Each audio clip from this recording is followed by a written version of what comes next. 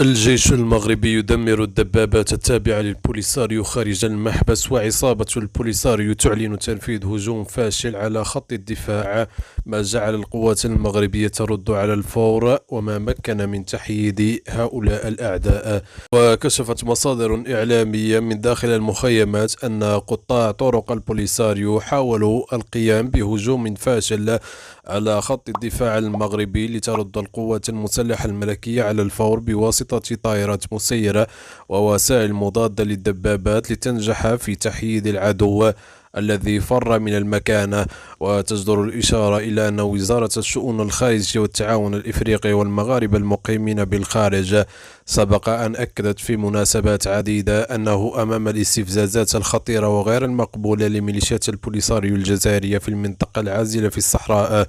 فقرر المغرب التحرك في احترام للسلطات المخولة